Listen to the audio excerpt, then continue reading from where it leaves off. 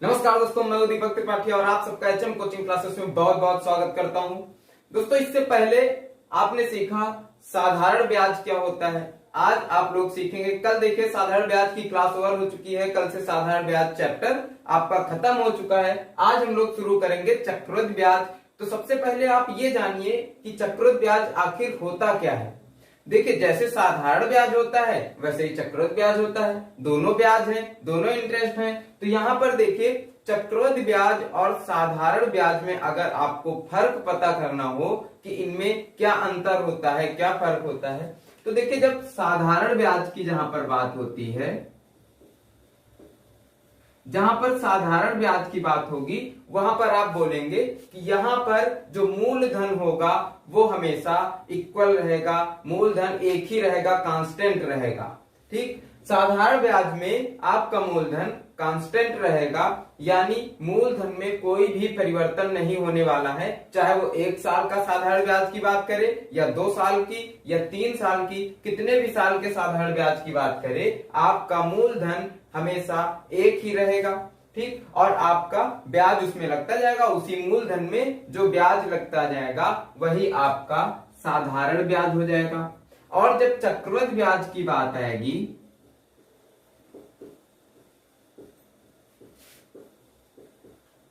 जहां पर चक्रवृद्धि ब्याज की बात आएगी वहां पर क्या होगा, आप बोलेंगे कि आपके पास 100 रुपए थे और उसको 10% ब्याज पर किसी को दिया, तो 1 साल में कितना ब्याज आएगा। 100 रुपए थे, 10% ब्याज पर आपने दिया किसी को, तो इसमें क्या होगा, 10% ब्याज लग जाएगा। 1 साल बाद कितना हो जाएगा, 110 हो जाएगा। ठीक, अब क्या होगा कि अगले साल आपका जो मूलधन था वो 100 से बढ़कर हो जाएगा 110, और अब जो 10% इसमें अगले साल के लिए ब्याज लगेगा वो लगेगा 110 में। तो अब अगले साल का जब ब्याज लगेगा तो आपकी राशि कितनी हो जाएगी, 121 हो जाएगी।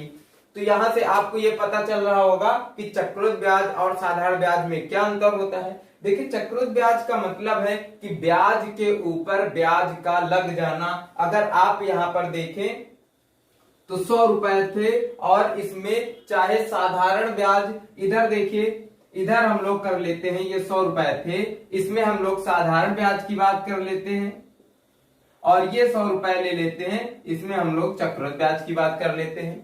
10% आपका ब्याज लगना है, 10% ब्याज की दर है। तो अगर साधारण ब्याज लगेगा, एक प्रतिवर्ष वार्षिक 10% ब्याज लग रहा है, तो साधारण ब्याज में 1 साल बाद कितनी राशि हो जाएगी, 100 रुपए है, 1 साल बाद कितनी हो जाएगी, 110 हो जाएगी।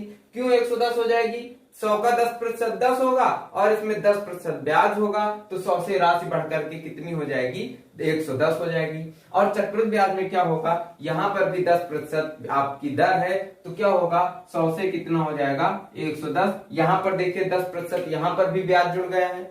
अब क्या होता है, जब पहले साल का पहला साल या पहला जितना आपका पहला समय काल है जिसमें आपको ब्याज की दर निकालना है, उस समय काल में दोनों का रेट यानी दोनों की वैल्यू बराबर रहती है। देखिए 10% ब्याज की दर थी, 1 साल में साधारण ब्याज में भी 110 हुआ और चक्रवृद्धि ब्याज में भी 110 हुआ, तो दोनों में देखिए इक्वल है ना वैल्यू। चाहे चक्रवृद्धि ब्याज हो चाहे साधारण ब्याज हो, पहले साल में, पहले पीरियड में ये दोनों देखिए सेम है। अब जब दूसरे साल की बात आएगी, इसके बाद वाले साल की बात आएगी, तो आपका यहां पर मूलधन कितना है, 100, इसमें 10% फिर से ब्याज लगेगा, 10% फिर से ब्याज लगेगा, तो कितना ब्याज लगेगा, 10 रुपए फिर से ब्याज लगेगा, और आपकी राशि कितनी हो जाएगी, 120 रुपए हो जाएगी। ठीक, यहां तक आपको समझ में आया कि इसमें फिर से 10% ब्याज लगा।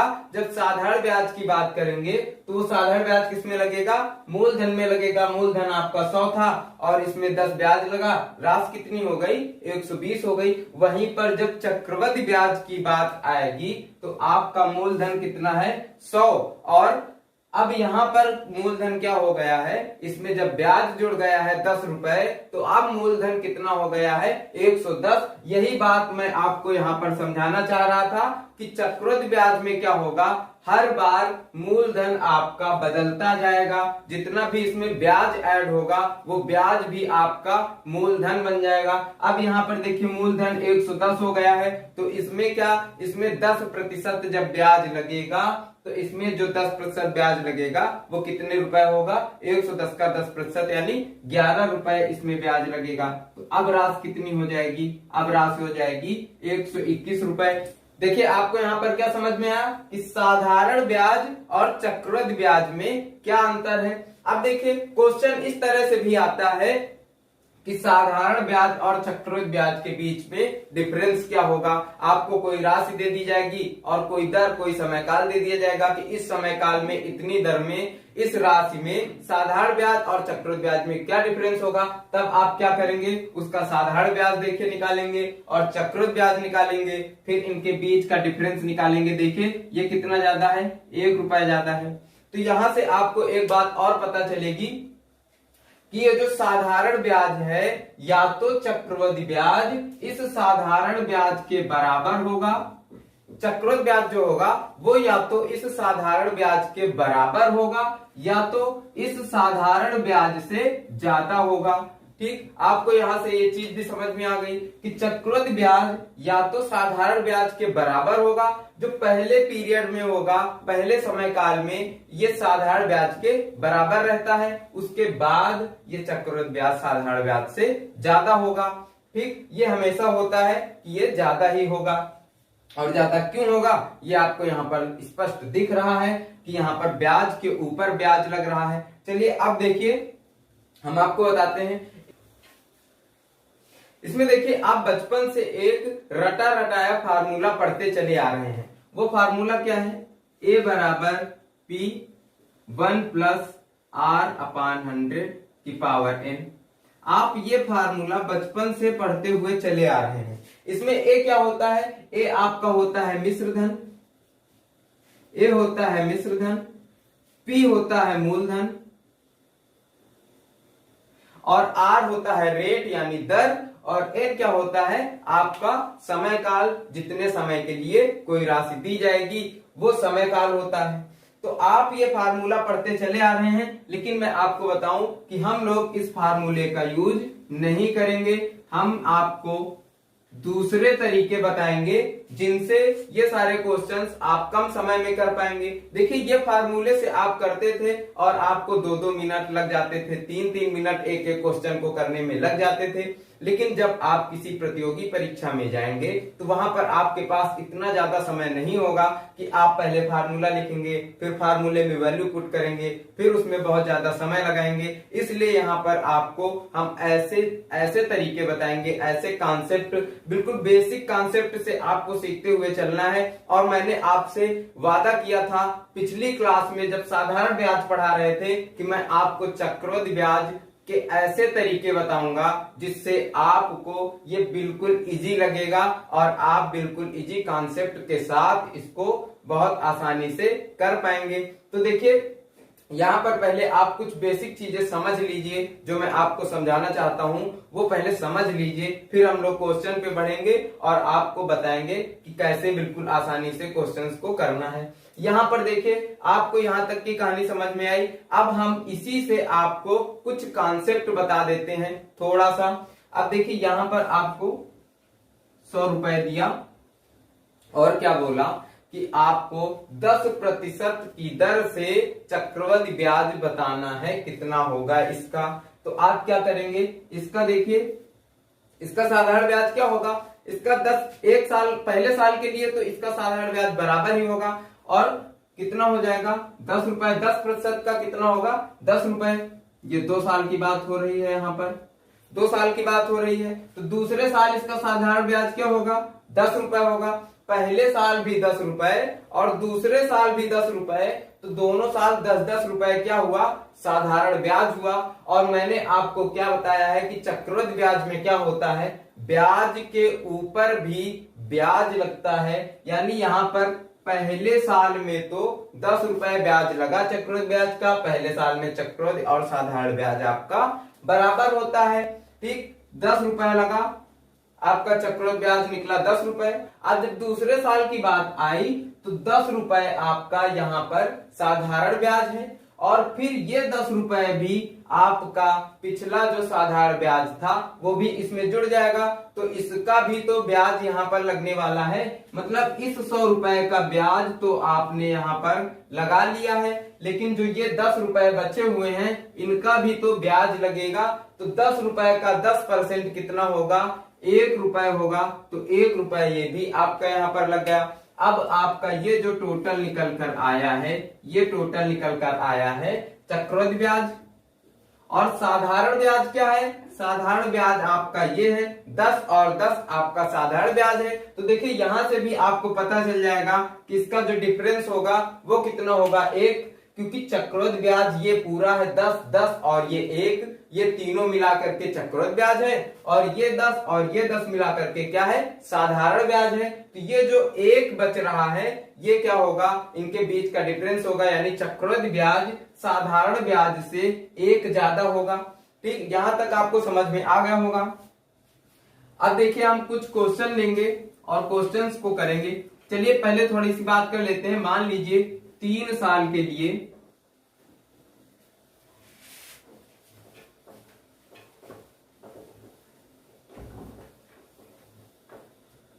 अब ये यहाँ पर 2 साल का हमने बात कर लिया है। अब हम लोग 3 साल के लिए देख लेते हैं। पहले जब भी 3 साल का दिया होगा तब क्या किया जाएगा, चलिए देखते हैं।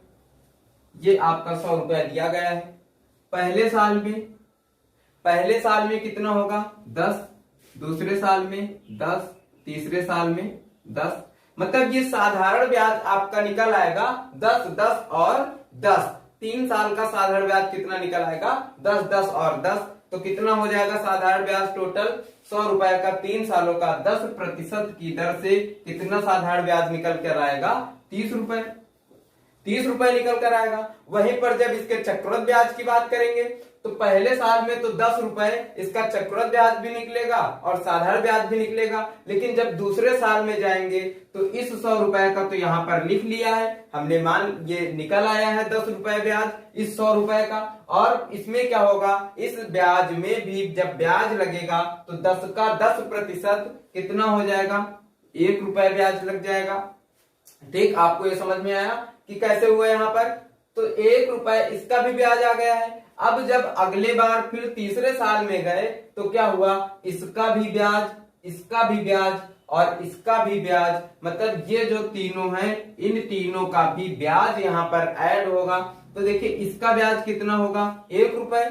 जब फिर से यहाँ पर होगा ना तो फिर से यहाँ पर इसका भी ब्याज 1 रुपए और इसका ब्याज, इसका भी 1 रुपए, यानी 2 रुपए यहाँ पर हो गए। और ये जो है ये 1 है, इसका भी ब्याज यहाँ पर ऐड होगा। तो 1 का 10% कितना निकलेगा, 0.1। तो यहाँ पर देखिए आपका कितना निकला, 10, 20, 30 और 3.1 यानी 3.1 कितना निकलेगा, 33.1 रुपए। तो आपको यहां से डिफरेंस अगर निकालना हो कि साधारण ब्याज और चक्रवृद्धि ब्याज के बीच में डिफरेंस कितना होगा, तो देखिए ये जो बच रहा है यही डिफरेंस होगा। ये कितना है, 3.1। 33.1 में 30 घटा देंगे तो कितना निकल आएगा, 30.1। यही इनके बीच का डिफरेंस हो जाएगा। और आपसे यहाँ पर चाहे साधारण ब्याज पूछ ले, चाहे चक्रवृद्धि ब्याज पूछ ले, चाहे इनके बीच का डिफरेंस पूछ ले, सब कुछ निकाल सकते हैं।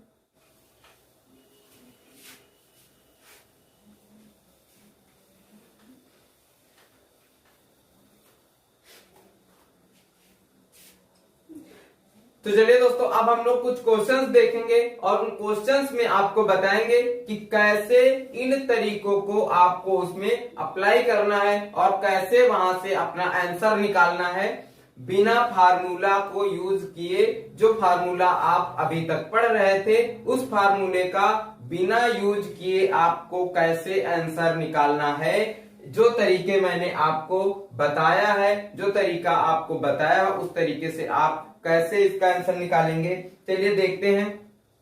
पहला क्वेश्चन देखिए दिया गया है कि 4000 रुपए की एक राशि 5% वार्षिक चक्रवृद्धि दर से 2 वर्ष में कितने रुपए हो जाएगी। 4000 देखिए तो रुपए हैं और 5% चक्रवृद्धि ब्याज की दर है 2 वर्षों में बताना है। तो पहले वर्ष में देखिए 4000 का 5% क्या होगा, 4000 का 1% अगर देखें तो क्या होगा 40, तो 5% क्या होगा 4 पंचे 20 यानी 200। 2 वर्षों का निकालना है तो 2 वर्षों का साधारण ब्याज क्या होगा 200 और 200, और चक्रवृद्धि ब्याज निकालना है यानी ब्याज पर भी ब्याज लगेगा। तो यहां पर देखिए 4000 का एक ये और एक ये 2 साल हो गए जिसमें साधारण ब्याज 200 और 200 था। अब इसी साधारण ब्याज में ही जब ब्याज लग जाएगा तो वो हो जाएगा चक्रवृद्धि ब्याज। तो देखिए इस 200 में जब ब्याज लगेगा 5%, तो 200 का 1% क्या है 2, तो 5% क्या होगा 2 पंचे 10 यानी 10 रुपए। तो आप यहां से कैसे निकालेंगे कि मिश्र धन क्या होगा, वहां पर राशि पूछी जा रही है कि अब बढ़ करके कितनी हो जाएगी। 4000 रुपए आपकी ये राशि थी, 4000 रुपए राशि थी, और देखिए ब्याज कितना है 200 प्लस 200 400 और ये 10, कितना ब्याज है 410 रुपए। तो आपकी राशि कितनी हो गई 4410 यानी 4410 रुपए आपकी राशि हो गई है, और यही आपका उत्तर हो जाएगा। चलिए आप और क्वेश्चन देख लेते हैं कुछ।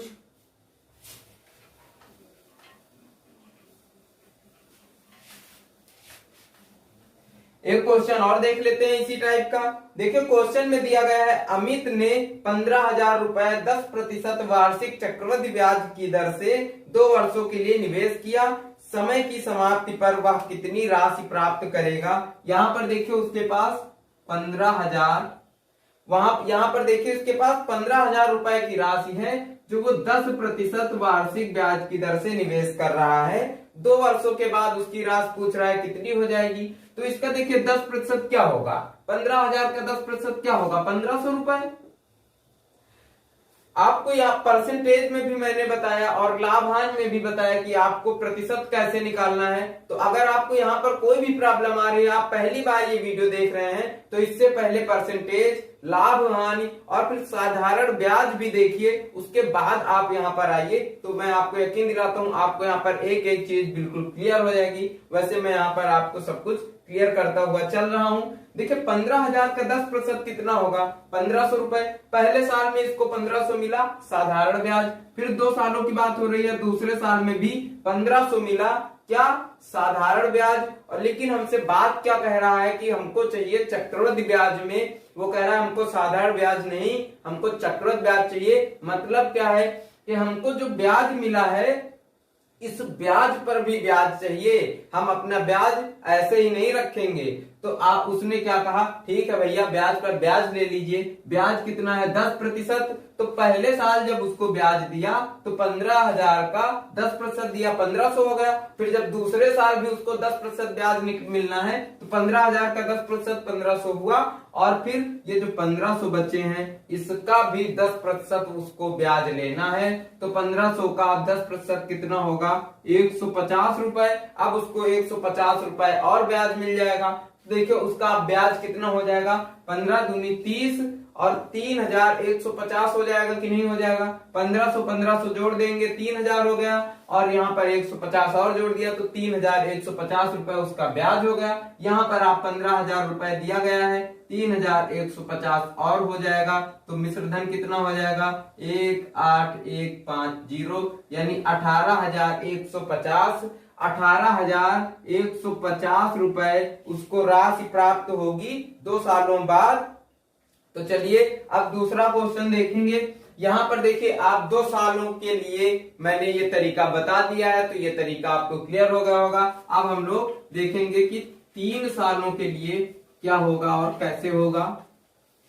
तो समझते रहिए, एक एक चीज बिल्कुल क्लियर करते रहिए। अगर आपको कोई दिक्कत आ रही है तो आप हमें कमेंट में जरूर बताइए, आपकी बिल्कुल परेशानियों का पूरा समाधान किया जाएगा, आपका हर एक डाउट सॉल्व किया जाएगा, आपको सिखाया जाएगा। तो चलिए अगला क्वेश्चन देखते हैं। देखिए अगले क्वेश्चन में दिया गया है कि 4,000 रुपए की एक राशि 5% वार्षिक चक्रवृद्धि दर से 3 वर्ष में कितने रुपए हो जाएगी। 4,000 रुपए की कोई राशि है दोस्तों, और 5% वार्षिक चक्रवृद्धि दर से 3 वर्षों में पूछा गया है, 5% वार्षिक दर से, तो इसका 1% देखिए 40। वही पिछला वाला क्वेश्चन है, क्वेश्चन नंबर 1 है, जो पहले 2 सालों के लिए था, अब यहाँ पर 3 सालों के लिए आपको समझाने के लिए ले लिया गया है। देखिए 4000 है और 3%, इसमें क्या कह रहा है 5% 3 वर्ष के लिए, तो 1% 40, तो 5% क्या होगा 4 पंचे 20 यानी 200 रुपए। 5% कितना होगा 200 रुपए, एक साल में 200, ठीक, और दूसरे साल में 200, तीसरे साल में 200। देखिए अगर जल्दी से क्वेश्चन करना हो तो कैसे करेंगे, अब 5% है तो 5 दूनी 10, 10 और इसका 10, इसका भी 10, यहां पर हो जाएगा 20। अब तीसरे साल में इसका भी तो जुड़ेगा, इसका भी तो जुड़ेगा, इसका 5% यानी 5 कम 5, यहां पर 50.5 आ जाएगा। अब इनको जोड़ लेंगे और इसमें जोड़ देंगे तो कितना आ जाएगा, मूलधन यानी वही मूल राशि निकल आएगी। देखिए 2 3 6, 600, 630, 630.5, 630.5.50364 यानी 4630.5 आपका आंसर आ जाएगा। 4630.5 यानी ऑप्शन नंबर 3 आपका सही हो जाएगा। अब चलिए समझ लेते हैं कि कैसे हुआ ये। जब पहले साल की बात आई तो पहले साल उसने क्या कहा, 5% ब्याज चाहिए, 4000 का 5% यानी 200 रुपए उसको ब्याज मिला पहले साल में। अब दूसरे साल की बात आई तो वो कह रहा है कि हमको ब्याज पर भी ब्याज चाहिए, तो पहले अपने रुपए का ब्याज लिया कितना 200 रुपए, अब अपने ब्याज का ब्याज लिया 200 का 5% यानी 200 का 10% कितना होगा 20, तो 5% कितना होगा उससे आधा यानी 10, तो 10 रुपए फिर से ब्याज लिया इस 200 का भी। अब जब तीसरे साल की बात आई तो वो फिर ब्याज पर ब्याज लेगा ना, 4000 का कितना 200 रुपए। अब इन दोनों चाहे तो इन सबको जोड़ करके हम यहाँ पर डायरेक्ट ब्याज निकालते, लेकिन वहां पर लेंदी हो जाएगा, बड़ा हो जाएगा कैलकुलेशन, तो हम क्या करेंगे अलग अलग ही करेंगे, अलग अलग करने में ज्यादा अच्छा रहेगा। देखिए 200 का फिर से वो ब्याज लेगा तो 200 का क्या हो जाएगा फिर से 10 रुपए, इस 200 का भी ब्याज लेगा यहाँ पर तीसरे साल में, इसका भी 10 रुपए, तो इन दोनों 10 और 10 को जोड़ देंगे 20 रुपए हो जाएगा। अब यहाँ पर बचा ये 10 रुपए जिस पर अभी ब्याज नहीं जुड़ा है, तो इस 10 रुपए का 5% निकालेंगे तो कितना हो जाएगा 0.5 रुपए। अब इन सबको ऐड कर दिया तो कितना होगा 2 2 4 2 6, 600, 2 1 3, 30, 630.5, तो आपका यही आंसर सही हो जाएगा। चलिए अब एक और क्वेश्चन देखते हैं इसी टाइप का।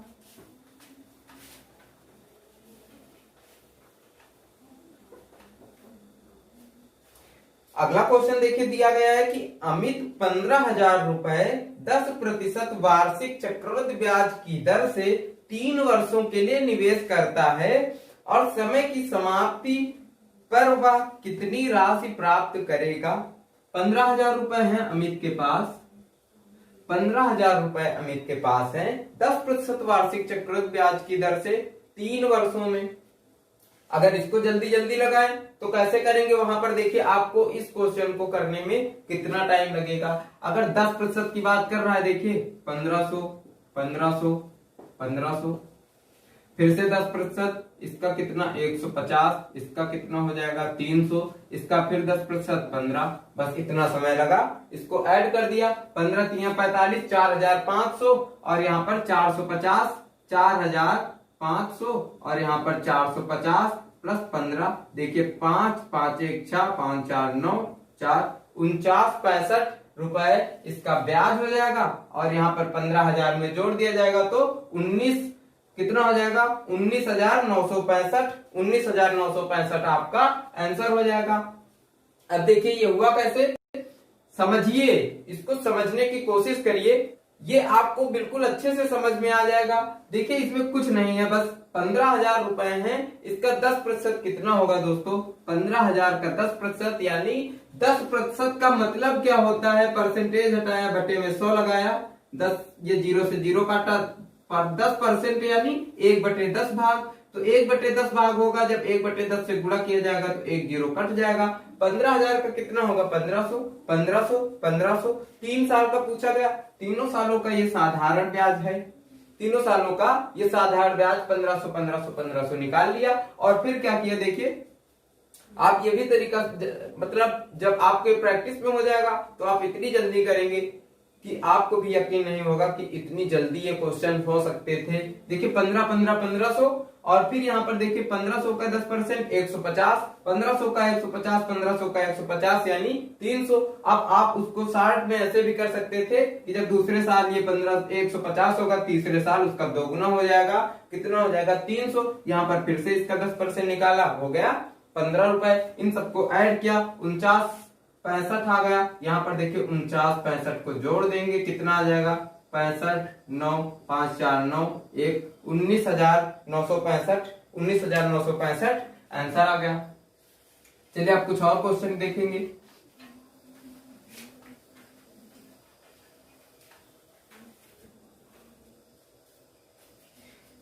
देखिए अगला क्वेश्चन दिया गया है कि 7,500 रुपए की राशि 4% वार्षिक चक्रवृद्धि ब्याज की दर से एक वर्ष में कितनी हो जाएगी यदि ब्याज छमाही संयोजित हो।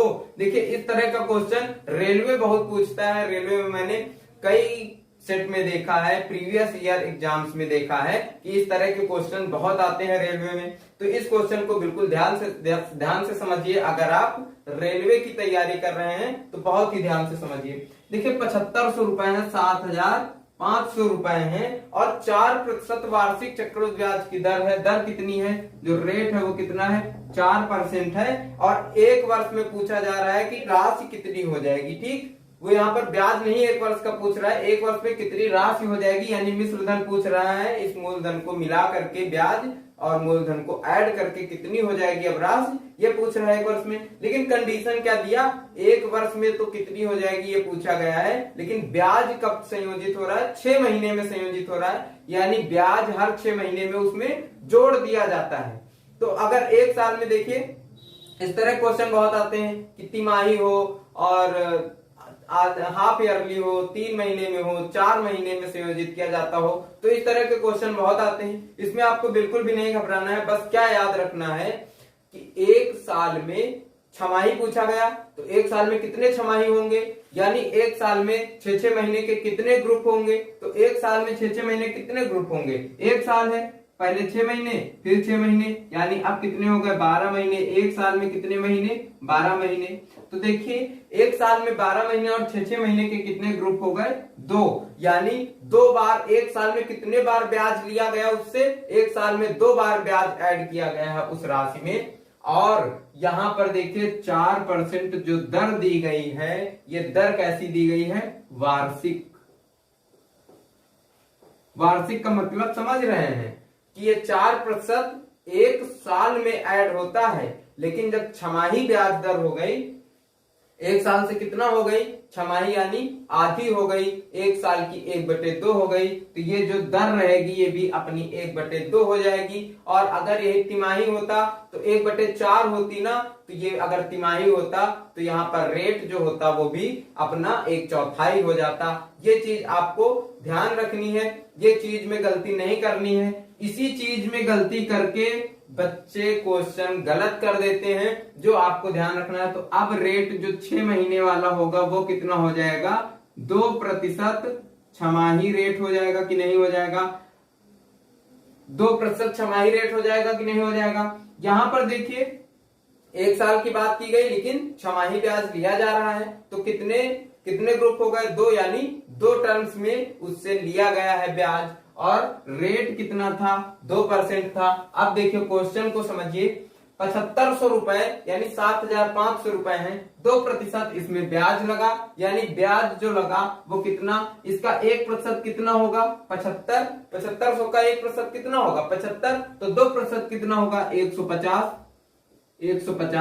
अब 2 बार इससे ब्याज लिया जा रहा है, यानी 2 टर्म्स में ब्याज लिया जा रहा है। तो पहले में 150, फिर दूसरे में 150, इस 7500 का ब्याज हमने ऐड कर लिया। अब ब्याज का ब्याज ऐड करना है क्योंकि चक्रवृद्धि ब्याज पूछा गया है। तो 150 का 2% कितना होगा, 150 का 1% देखिए कितना होगा 1.5, तो 2% कितना होगा 15 दूनी 30, यानी 3 रुपए।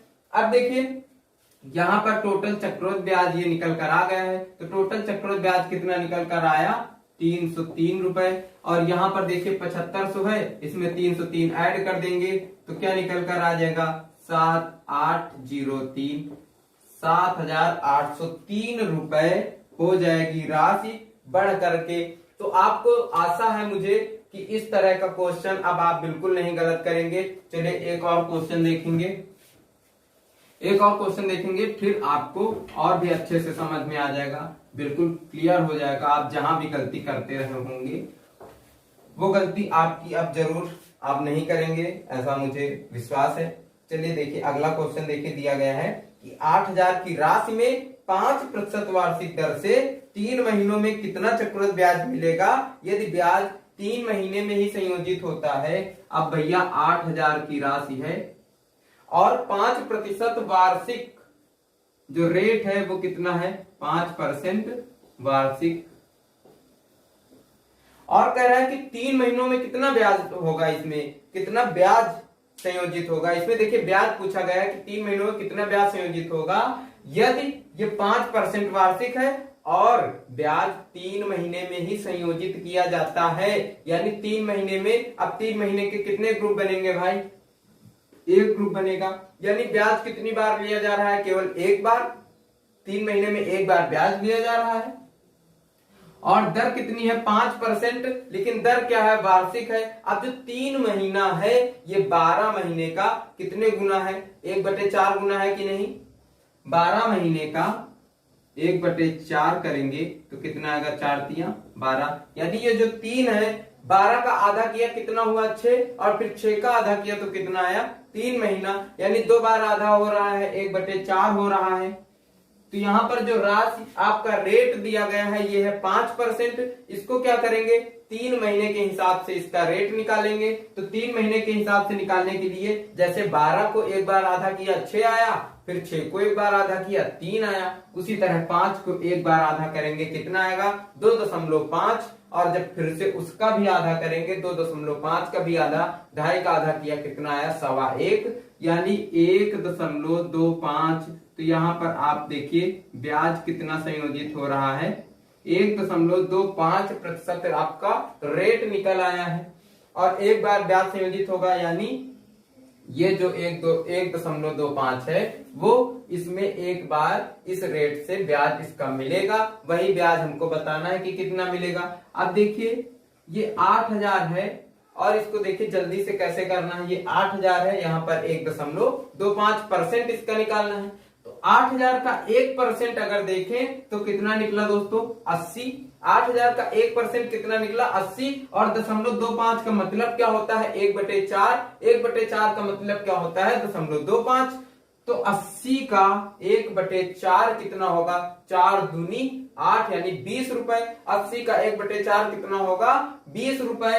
तो 80 और 20 कितना हो जाएगा 100 रुपए। मतलब 8000 का 1.25% कितना होगा 100 रुपए, और यही 100 रुपए आपका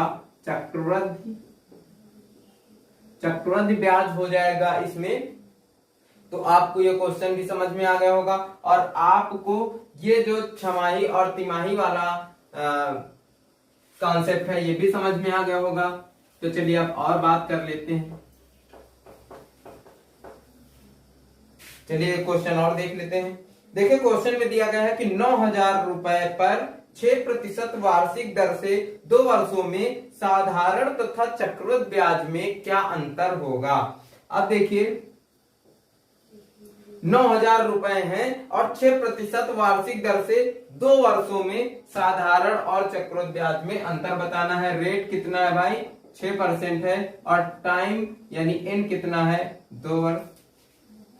ठीक, अब यहाँ पर 9,000 दिया गया है, रेट दिया गया है 6%, 9,000 का 1% क्या होगा, 9,000 का 1% क्या होगा 90, 9,000 का 1% क्या होगा 90, 6% क्या होगा 9 छक्का 54 यानी 540, 540 2 वर्षों का है तो 2 वर्षों का साधारण ब्याज कितना निकला 540, 540। अब अगर इसका चक्रवृद्धि ब्याज निकालना है तो इस ब्याज पर भी हमको ब्याज निकालना है, क्योंकि इसका ब्याज तो हम निकाल चुके हैं ऑलरेडी। अब इस ब्याज का जो ब्याज निकालेंगे वो क्या होगा, चक्रवृद्धि ब्याज हो जाएगा।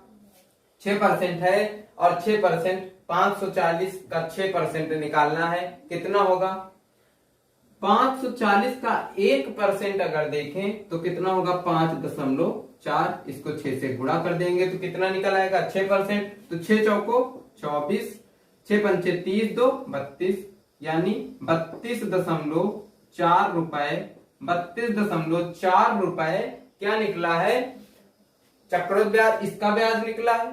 तो चक्रवृद्धि ब्याज क्या होगा, इन सबको जोड़ देंगे तो क्या होगा चक्रवृद्धि ब्याज, और साधारण ब्याज क्या होगा, केवल इतने को जोड़ देंगे, इसको छोड़ देंगे तो क्या निकल कर आ जाएगा साधारण ब्याज। और जब हमसे यहाँ पर अंतर पूछ लिया गया है कि इन दोनों के बीच में क्या डिफरेंस है, तो आप ही बताइए कि ये आपका साधारण ब्याज है और चक्रवृद्धि ब्याज ये पूरा है, तो अगर देखा जाए तो चक्रवृद्धि ब्याज साधारण ब्याज से कितना ज्यादा है, तो कितना ज्यादा है मेरे प्यारे दोस्तों 32.4 रुपए ज्यादा है कि नहीं, तो 32.40 आपका आंसर हो जाएगा। ये इतना ज्यादा है कि नहीं है, ज्यादा है ना, तो बस यही आपका आंसर हो जाएगा। और यहां से हम लोग आज ये क्वेश्चंस को यहीं पर स्टॉप करते हैं, क्योंकि वीडियो बहुत ज्यादा लंबी बनी जा रही है। फिर कल मिलेंगे इसके कुछ और तरीकों के साथ, मतलब इसके कुछ और क्वेश्चंस के साथ, जिसमें आपको बिल्कुल सिंपल तरीकों से आप इसी तरह सीखते रहिए। मुझे बहुत अच्छा लगता है, आप मुझे सपोर्ट करते रहिए, और मुझे बहुत अच्छा लग रहा है कि आप लोग हमारी वीडियो को इतना प्यार दे रहे हैं। मुझे बहुत अच्छा लग रहा है कि आप लोग इतना सपोर्ट कर रहे हैं। तो अगर आपको ये सारे कॉन्सेप्ट अच्छे लगते हैं तो वीडियो को और शेयर करिए, और ज्यादा लाइक करिए, और ज्यादा अपना प्यार दिखाइए। फिर मिलेंगे अगले वीडियो में, अगली क्लास में मिलेंगे, और अच्छे कॉन्सेप्ट के साथ आपको हम मैथ के अच्छे कॉन्सेप्ट देते रहेंगे। आप हमें अपना प्यार देते रहिए। तो आज बस इन्हीं क्वेश्चंस के साथ रुक रहे हैं, फिर अगले दिन मिलेंगे और क्वेश्चंस के साथ। तब तक के लिए नमस्कार, जय हिंद। वीडियो कैसी लगी है कमेंट में जरूर बताइए, और अपना ख्याल रखिए, पढ़ाई करते रहिए।